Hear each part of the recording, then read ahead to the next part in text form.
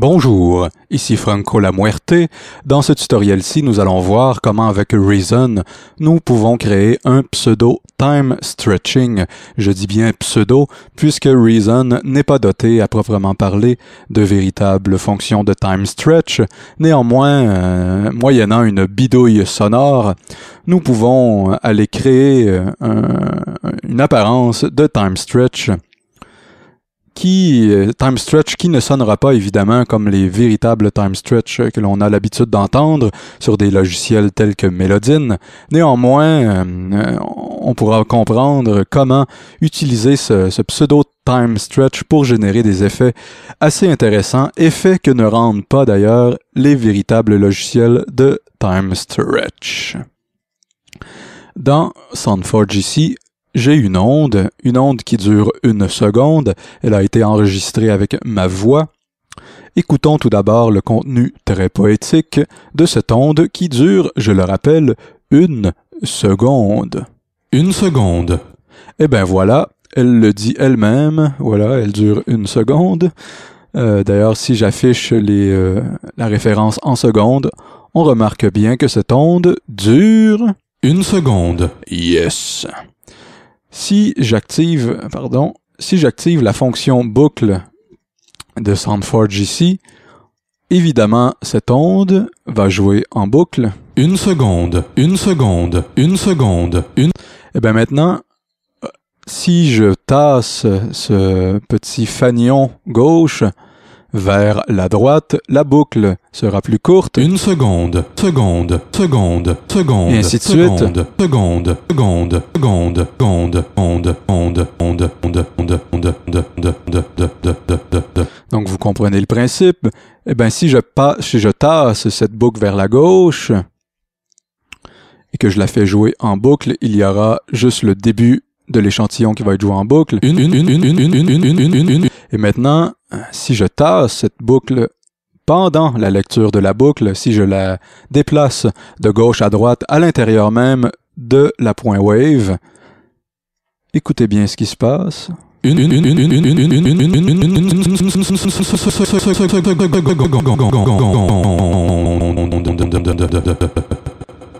Donc on a déjà un début de time stretch, évidemment grossier, forcément, intéressant néanmoins. Eh bien, pour affiner tout ça, on peut réduire la boucle en longueur ici et procéder à un bêlement de gauche à droite, comme je viens de faire.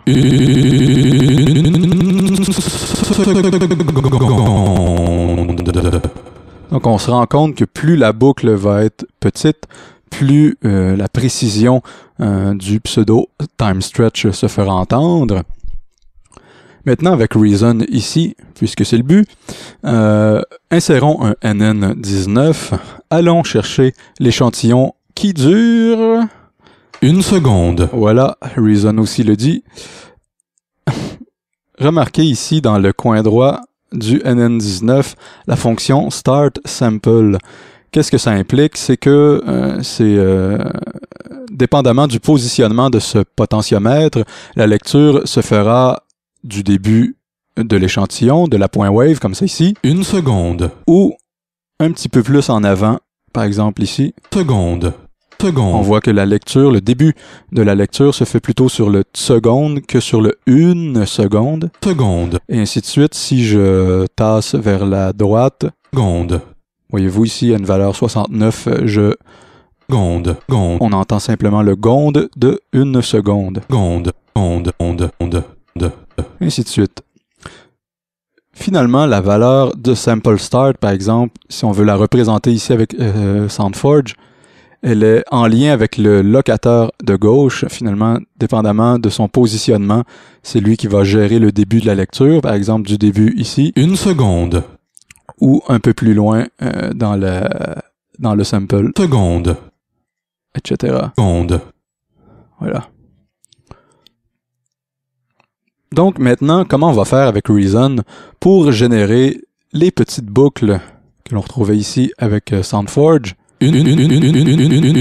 pour pouvoir déplacer cette boucle durant la lecture.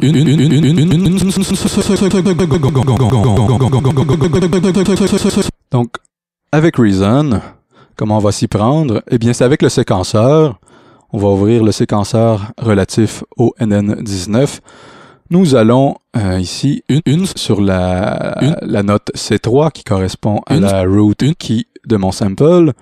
Nous allons insérer des doubles croches durant toute la mesure, donc copier-coller. Wow, il y en a une de trop, pas grave. Voilà. Maintenant, je mets de la mesure 1, la mesure 1 à 2 en boucle. Et bien maintenant, écoutons le résultat. Donc, ce qu'on entend, c'est finalement ni plus ni moins qu'une petite boucle environ de cette longueur-ci, par exemple, avec SoundForge, qui se répète comme ça, étant donné qu'il y a plusieurs doubles croches qui activent le sample, l'échantillon, enfin la point wave. Et maintenant, ben, il ne reste plus qu'à bouger cette boucle à l'intérieur de l'échantillon avec Reason. Comment on s'y prend? Eh bien, c'est avec la fonction sample start. Simplement, voici la chose. Et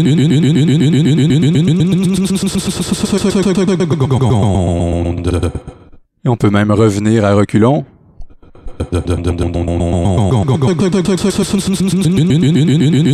Évidemment, on peut améliorer tout ça, hein, cette technique, on peut la peaufiner, notamment en accélérant le tempo qui était à 120, nous allons placer un tempo à 240, donc le double. Maintenant, les doubles croches insérées vont se faire entendre 2 fois plus rapidement. Ce qui correspond, par exemple, avec SoundForge ici à une boucle plus petite. Peut-être comme ça. Voilà. Et bien maintenant, il ne reste plus encore une fois qu'à bouger le potentiomètre sample start. Une seconde.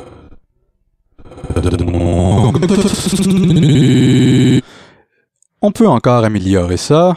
Ben, c'est déjà très sympathique, mais si on veut un pseudo time stretch encore plus fluide, ce qu'on va faire, c'est plutôt que d'utiliser des doubles croches dans le séquenceur ici, nous allons utiliser la plus petite valeur que Reason permet, soit des quadruples croches, donc un facteur 1,64. Nous allons insérer la même chose ici, ces petites valeurs, une à la suite des autres, à la queue leu-leu,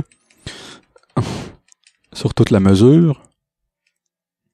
Et maintenant, écoutons. Donc, ce qu'on entend, c'est une très petite boucle, environ peut-être de cette longueur-ci. Et encore plus petite même. Enfin, environ comme ça. Et maintenant, encore une fois, avec le sample start, nous pouvons le bouger pendant la lecture afin d'aller chercher d'autres, c'est-à-dire que le sample start se fasse entendre à d'autres endroits à l'intérieur même de l'échantillon, alors cet échantillon est déclenché par des quadruples croches à un BPM de 240. Voici la chose. Une seconde. Sympathique.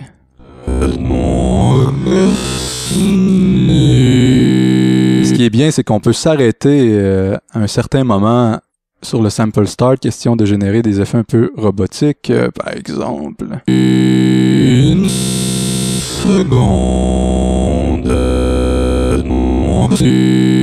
Voilà.